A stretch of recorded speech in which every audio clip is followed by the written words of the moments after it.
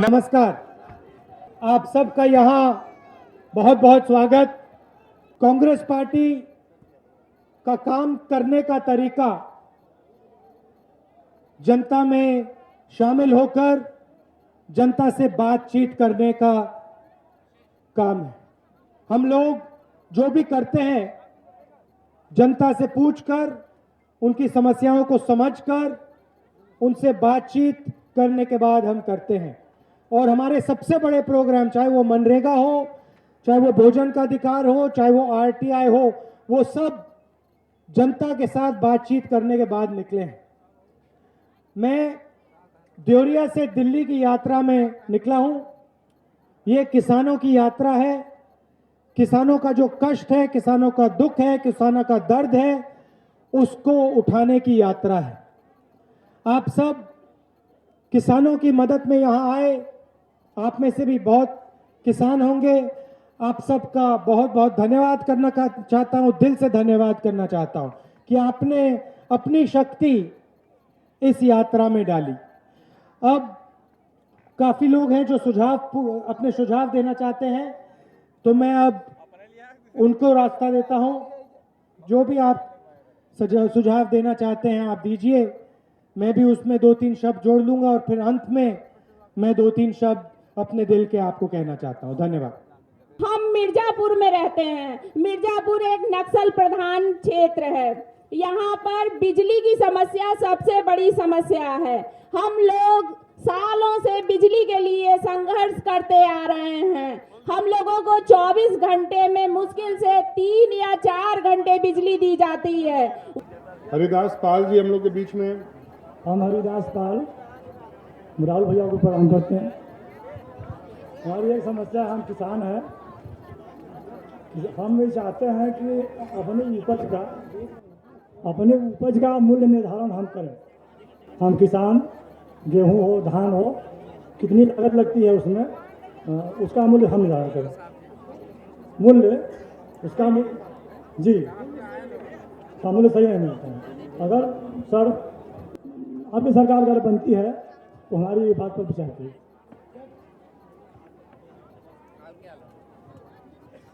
तो आपका कहना है कि आपको अनाज के लिए क्या उगाते हो आप? जी, उगाते क्या हो? किस चीज की खेती करते हो आप? हर खेत मतलब हर चीज खेती होती है। धान की भी होती है, गेहूं धान की की। होती है। तो आपका कहना है कि धान के लिए आपको सही दाम नहीं मिलता है। जी ठीक, और सही दाम मिलना चाहिए। जी, हम निर्धारण, जैसे सर फैक्ट्री है, सीमेंट फैक्ट्री है, वो अपनी लागत निकालता है कि सीमेंट फैक्ट्री हमारी इतने बोरी बनती है, तो हम किसान अगर पैदा करते हैं तो कितनी लागत हुई धान की, कितने में हम बेचें, ये मूल्य हम निर्धारण करें। मनरेगा के तहत लेबरों का जो पेमेंट है, भुगतान है, वो सही समय पे नहीं हो पाता है। और इस समस्या से हमारे मजदूर जो है काफी बेहाल हैं। यहाँ तक ये कहते हैं कि ये कब मिलेगा, क्योंकि उनके पास कोई और रास्ता नहीं है अब मजदूरी के सिवा। और बताइए, सही समय पर अगर उनको भुगतान नहीं हो पाएगा तो बताइए उनका परिवार, उनके बीवी बच्चे वो कैसे चलेंगे। और ये चाहते हैं कि नेक्स्ट टाइम में इनका निवारण सही हो। मैं आपके सुझाव के लिए बहुत बहुत धन्यवाद। मैं आपसे 2-3 सवाल पूछ सकता हूं? आप प्रधान हैं? प्रधान, हाँ। तो कुछ दिन पहले नरेंद्र मोदी जी ने अपने एक भाषण में बोला कि उन्होंने हिंदुस्तान में भ्रष्टाचार खत्म कर दिया है। आपने सुना ये? कहा था ना, याद होगा आपको। तो आपको क्या लगता है कि हिंदुस्तान में नरेंद्र मोदी जी ने भ्रष्टाचार खत्म कर दिया क्या? देखिए, इस बात पे मैं आपको एक बात कह रही हूँ। एक सेकंड। आप लोगों को क्या लगता है कि नरेंद्र मोदी जी ने हिंदुस्तान में भ्रष्टाचार खत्म कर दिया? नहीं। कोई एक व्यक्ति है यहां पे जिसको लगता है कि नरेंद्र मोदी जी ने हिंदुस्तान में भ्रष्टाचार खत्म कर दिया है? नहीं। आप प्रधान हैं, 2-3 आप भ्रष्टाचार के उदाहरण नरेंद्र मोदी जी के लिए दे सकते हैं कि आपके सामने कहां कहां भ्रष्टाचार दिखाई देता है, कि प्रधानमंत्री जी को भी मालूम हो कि जो उनके अफसर उन्हें बता रहे हैं कि आपने भ्रष्टाचार को खत्म कर दिया है वो सच नहीं है। बिल्कुल ऐसा नहीं है। हम इस बार में एक बात कहेंगे, कथनी मीठी खाड़सी करनी बोए, कथनी तज करनी करे विषय अमृत होए। अगर नरेंद्र मोदी ऐसा करते तो शायद नरेंद्र चिल्लाते, लेकिन यहाँ पे तो सभी राहुल राहुल चिल्ला रहे हैं, क्योंकि उम्मीद है कि आप खत्म करेंगे। हमें मेरी उम्मीद आप है। मगर उदाहरण दे सकते हैं दो तीन, जहां अस्पताल में, स्कूल में, कॉलेज में जाने के लिए भ्रष्टाचार है? दो तीन उदाहरण। नहीं है, बिल्कुल है। क्योंकि देखिए, सिर्फ कहते हैं लोग, कहते नहीं, हम जहाँ जाते हैं कहते हैं ऐसा हो जाएगा, ऐसा हो जाएगा, लेकिन रियल में ऐसा कहीं नहीं होता है। हम कई बार देखिए, मेरे पास लोगों के भी फोन आते हैं, हम खुद जाते हैं, हॉस्पिटल में भी चले जाते हैं। लोग कहते हैं क्या, इस फॉर्म को पूरा करो, इसको पूरा करो, ऐसा करो, ऐसा करो। इतने में तो पब्लिक, ये जो मरीज है वो तो गया है ना। कहीं भी भ्रष्टाचार अभी नहीं रुका है, सिवाय बढ़ने के सिवा मुझे नहीं दिख रहा है कि सबसे ज्यादा भ्रष्टाचार किस में होता है? प्रधानी, आप प्रधान हैं, किस एरिया में सबसे ज्यादा भ्रष्टाचार हो रहा है? शिक्षा में, स्वास्थ्य में, कहाँ हो रहा है? देखिए, भ्रष्टाचार हर जगह हो रहा है, इससे कोई जगह अछूत नहीं है, यानी कोई जगह छूटा ही नहीं है। हम कहाँ बताएं कि भ्रष्टाचार नहीं हो रहा है? तो ये अजीब सी बात नहीं है कि यहां प्रधान कह रही है कि कोई जगह नहीं छिपी है भ्रष्टाचार से, और हमारे प्रधानमंत्री कह रहे हैं कि भ्रष्टाचार हिंदुस्तान से गायब हो गया। क्या ये आपको थोड़ा अजीब नहीं लगता है? एक किसान हम लोग के बीच में भारतेंदु यादव जी हैं। आदरणीय राहुल जी, हमारे क्षेत्र में कुछ नीचे वाले हिस्से में हमारे क्षेत्र के किसान सब्जी की खेती करते हैं। हम सब लोग लौकी, तोरैया और कोहड़ा, भिंडी की खेती करते हैं, और एक जो अच्छे लागत काफी अच्छी मात्रा में आती है। 1 बीघे की खेती करने में 50 से 55 हजार रुपए लागत आता है। पिछले 2 साल से हम लोग बाढ़ की, सूखे की चपेट में आ गए, और इस बार गंगा नदी के बाढ़ से सारी फसलें चौपट हो गई। स्थिति यह है, किसान की हालत बहुत खराब है, आज भी दर दर की ठोकरें खा रहे हैं। मैं एक बात कहना चाहता हूं आपसे, अगर आपकी सरकार बने, सबकी सरकार बनती है, तो जो सब्जी की खेती हो उसका मुआवजा 50 रुपया एकड़ नहीं मिलना चाहिए। आज मुआवजा के नाम पे हुदहुद आया था, किसानों को 50 रुपए से, कुछ किसानों को 500 रुपए तक मिला, और 50% किसानों को राहत का कार्य नहीं मिला। जो मैंने पहले पूछा था, नरेंद्र मोदी जी ने कहा कि भ्रष्टाचार खत्म हो गया हिंदुस्तान में, इसके बारे में क्या सोचते हो आप? भ्रष्टाचार खत्म नहीं हुआ है, भ्रष्टाचार तेजी से बढ़ा है। आज स्थिति यह है कि मजदूर, मनरेगा की स्थिति है कि काम नहीं मिल रहा है। काम करने के लिए सेक्रेटरी ऑफ ब्लॉक मुख्यालय और फॉरेस्ट विभाग सरकारी अफसरों का चक्कर लगाते हैं, तो कहते हैं कि मैं 21 दिन का आपका जॉब कार्ड भरूंगा तो मुझे 15 दिन का पैसा दे दीजिए, 10 दिन का वापस करूंगा। यह भ्रष्टाचार है। आज सरकारी अस्पतालों में इंजेक्शन लगवाने के लिए गरीब लोग जाते हैं कुत्ता काटने का, जो उसमें 100 रुपया फीस लिया जाता है। यह स्थिति है भ्रष्टाचार की। तो आपको क्या लगता है कि नरेंद्र मोदी जी इस चीज को जानते हैं मगर झूठ बोल रहे हैं, या नरेंद्र मोदी इस चीज को जानते ही नहीं है? अगर वो भारत के प्रधानमंत्री हैं तो उनको ये सिस्टम मालूम होगा, अगर वो निकम्मे प्रधानमंत्री हैं तो उन्हें ये सिस्टम नहीं मालूम होगा कि भ्रष्टाचार लागू है, वो झूठ बोल रहे हैं। आपने 2-3 बहुत जरूरी चीजें कही, और मैं भी इसमें अपनी थोड़ी बात जोड़ना चाहता हूं। आप जानते हैं कि पिछले 2 सालों में नरेंद्र मोदी जी ने 1,10,000 करोड़ रुपए कर्जा माफ किया है। आप जानते हो? नहीं जानते? क्यों नहीं जानते? क्योंकि इसके बारे में अखबारों में नहीं लिखा जाता है। ये आपकी गलती नहीं है कि आप नहीं जानते हो, ये सच्चाई आपसे छुपाई गई। क्यों छुपाई गई? क्योंकि ये जो 1,10,000 करोड़ रुपए नरेंद्र मोदी जी ने माफ किया है, ये इन्होंने हिंदुस्तान के सबसे बड़े, सबसे अमीर उद्योगपतियों का कर्जा माफ किया है। आप पूछोगे कितने लोगों का कर्जा माफ किया? 1,10,000 करोड़ रुपए 10-15 लोगों का उन्होंने माफ किया। 1,10,00,000 रुपए कितना होता है? एक साल में यूपीए की सरकार नरेगा को पूरे देश में चलाने के लिए 35,000 करोड़ रुपए का इस्तेमाल करती थी।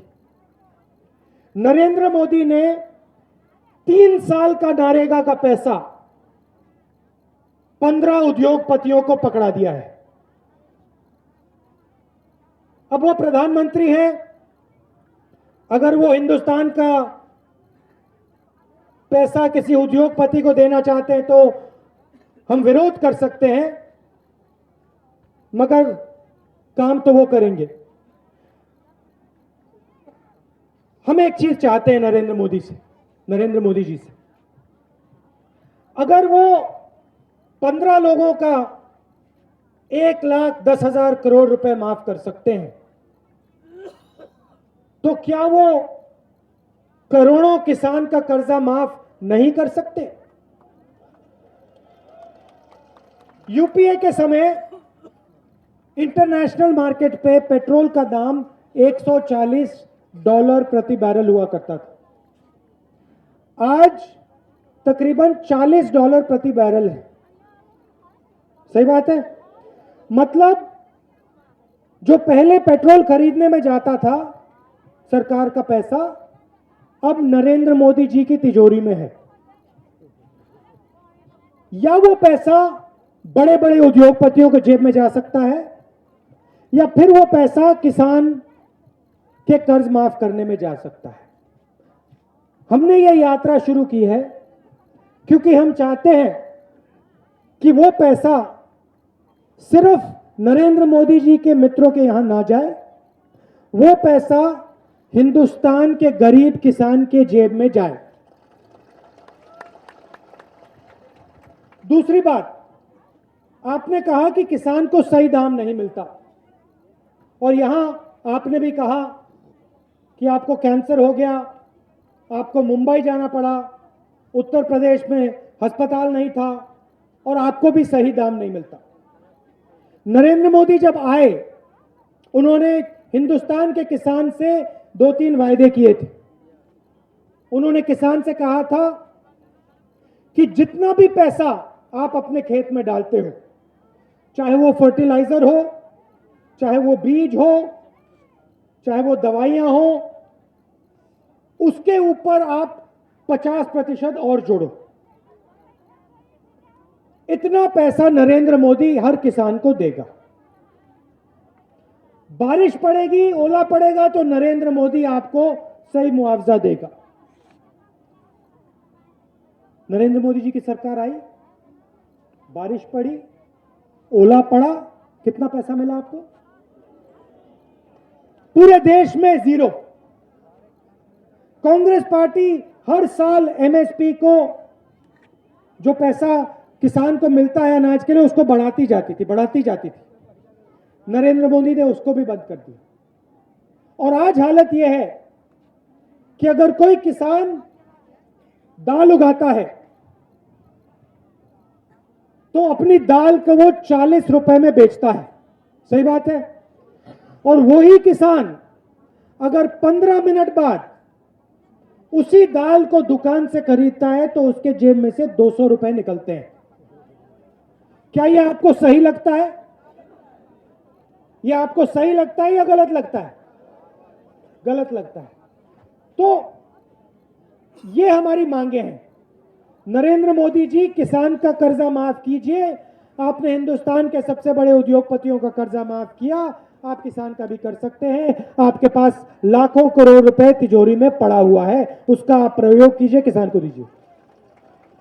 दूसरी मांग, किसान को चाहे वो दाल बेचे, चाहे वो अनाज बेचे, चाहे वो शुगर केन बेचे, उसको सही दाम देने की जिम्मेदारी नरेंद्र मोदी जी की है, और वो काम उसको करना पड़ेगा। और तीसरी बात जो पहली महिला ने उठाई थी, बिजली की बात। आपने कहा कि उत्तर प्रदेश में जब तक बिजली नहीं आएगी तब तक उत्तर प्रदेश में प्रगति नहीं हो सकती। कुछ दिन पहले ऐसा ही मेरा भाषण था। स्टेज के पास एक तार बिजली का लगा हुआ था और मैंने अपना हाथ तार के पास रखा। गुलाम नबी जी मेरे पास थे, वो दौड़ते हुए आए और उन्होंने कहा, राहुल जी इसके पास आप हाथ मत रखो, करंट लग जाएगा। मैंने उनसे कहा, गुलाम नबी जी आप गलत समझे हो, हम उत्तर प्रदेश में हैं, इस तार में तो बिजली नहीं है, करंट कैसे लगेगा। और वो हंसने लगे। मगर ये सच्चाई है। आपको बिल मिल जाता है मगर आपको बिजली नहीं मिलती। तो हमारी तीसरी मांग है कि बिजली का बिल हाफ, मतलब बिजली का बिल आधा होना चाहिए।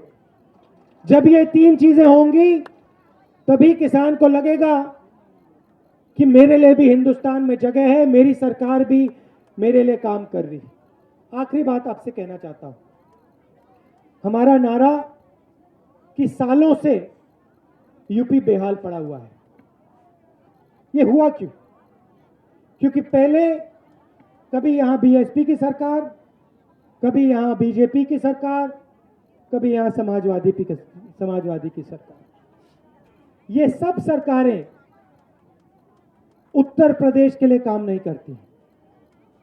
ये चंद लोगों के लिए काम करती हैं मगर उत्तर प्रदेश की जनता के लिए काम नहीं करती। और होता क्या है, जब चंद लोगों की सरकार आती है तो उत्तर प्रदेश आगे नहीं बढ़ सकता। एक सरकार आती है, बाकी लोग गुस्सा होते हैं, वो जाती है, नई सरकार आती है तो दूसरे लोग गुस्सा होते हैं। आपने हाथी को वोट दिया था, मायावती जी चीफ मिनिस्टर बनी। पिछले चुनाव में मैंने कहा, नारा दिया, हाथी खा जाता है। सबको अच्छा लगा, हाथी को आपने हटा दिया। फिर आप लाए साइकिल को, साइकिल आई। उत्तर प्रदेश में उन्होंने सड़क बनाई तो साइकिल लायक सड़क बनाई। उस पर ना गाड़ी चल सकती है ना मोटरसाइकिल, टूटी फूटी सड़कें हैं। फायदा किसको हो रहा है? समाजवादी पार्टी के कॉन्ट्रैक्टर्स को। मतलब समाजवादी पार्टी को बहुत फायदा हुआ, हजारों करोड़ रुपए कॉन्ट्रैक्टर्स को मिला। मगर आपको अस्पताल जाना पड़ता है, किसी को एक्सीडेंट होता है, कोई गिरता है, किसी की हड्डी टूटती है। मैंने कहा, देखिए आपने साइकिल चुनी, उसका टायर पंचर पड़ा हुआ है। और मैंने सोचा बात टायर पंचर पर रुक जाएगी। कल अखिलेश जी ने तो टायर उठा के फेंकने की कोशिश कर दी कि भैया मुझे इस टायर की जरूरत ही नहीं है। मगर अब ये साइकिल जो है ये 4.5 साल से स्टार्ट नहीं हुई और ये अब 6 महीने में शुरू नहीं होने वाली। अब ये साइकिल पंचर की पंचर पड़ी हुई है। आपने हाथी को परे किया, अब आप साइकिल को परे कीजिए। अब आप कांग्रेस पार्टी को लाइए, सबकी सरकार लाइए। आपने कहा कि मुझे महाराष्ट्र जाना पड़ा और फिर मैंने आपसे पूछा, महाराष्ट्र में वो सरकारी अस्पताल था या प्राइवेट? और आपने बोला सरकारी। आपको मालूम है कि महाराष्ट्र में सरकारी अस्पताल क्यों चल रहा है? क्योंकि महाराष्ट्र में कांग्रेस पार्टी की सरकार हुआ करती थी और कांग्रेस पार्टी की सरकार ने शिक्षा पे, स्वास्थ्य पे, रोजगार पे, सड़क बनाने पे अपना फोकस किया, काम किया। उत्तर प्रदेश किसी से कम नहीं। आप में क्षमता है, ये सबसे आगे जा सकता है प्रदेश। स्वास्थ्य में, शिक्षा में, रोजगार में, सब चीज में आगे जा सकता है। मगर आपकी जो सरकारें हैं उन्होंने आपको पिछले 27 साल में कुछ नहीं दिया। हम आपको सड़क, स्वास्थ्य, शिक्षा देना चाहते हैं। कांग्रेस पार्टी को आप समर्थन दीजिए और आप देखिए हम क्या करते हैं। चेहरा बदल देंगे उत्तर प्रदेश का। अंत में मैं कांग्रेस पार्टी के वर्कर्स और किसान से थोड़ा कुछ कहना चाहता हूं। ये हमारी यात्रा देवरिया से दिल्ली तक है। इसमें हमारी सभाएं हो रही हैं, मीटिंग्स हो रही हैं। मगर हमारा कार्यकर्ता, कांग्रेस का प्यारा कार्यकर्ता, वो भी गांव गांव जा रहा है, किसानों से मिल रहा है और किसानों से वो 3 सवाल पूछेगा। पहला सवाल आपका नाम, दूसरा सवाल आपका पता, तीसरा सवाल आपके ऊपर कितना कर्जा है। यूपी के किसानों को ये फॉर्म पूरा करना है।